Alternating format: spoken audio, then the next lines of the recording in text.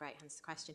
Are there any other local authorities that run local airports, and what has been learnt from their involvement, and also how does it make us prepared for potential reopening?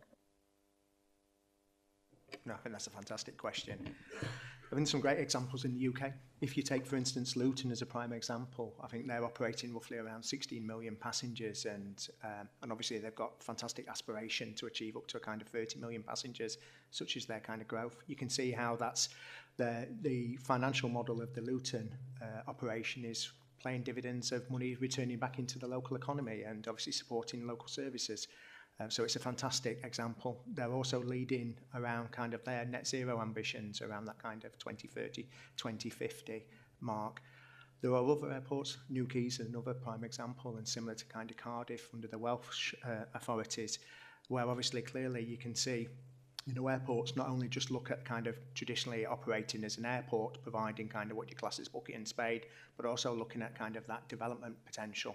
And I think when you talk about kind of the learning from us as an airport, one of the things that was key was recognising this is a South Yorkshire Airport City vision. We have fantastic land holdings. So in regards to kind of the investment zone that's attached to the airport, so what we refer to as DSA 04, so that's 126 acres of prime airside land, ripe for development, similar to kind of with Peel's additional 3 million square foot of development land, all with outline planning permission. So when we talk about kind of going forward, we recognise that some of these airports, the likes of Luton and Cardiff and Newquay, and even, you know, Manchester Airport Group are highly successful for a reason, and it's a cocktail of many things.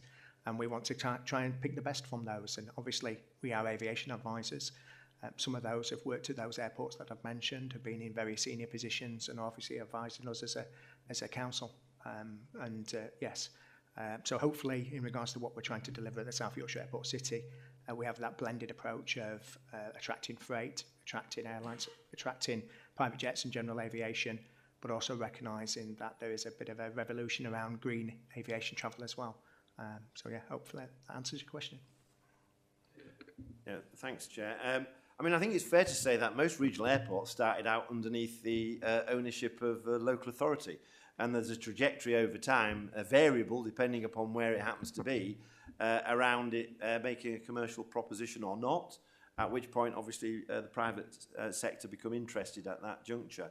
Currently we're the only sub-region in the whole of Europe that doesn't have a regional airport. And we know from international connectivity, Transport for the North did a report about 3 years ago, which identified the loss of trade by not having that international connectivity.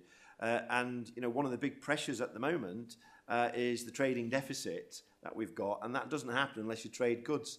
And for that, I mean, there are other things as well in terms of cutting the red tape, but having the opportunity both to import and export locally creates a wider logistics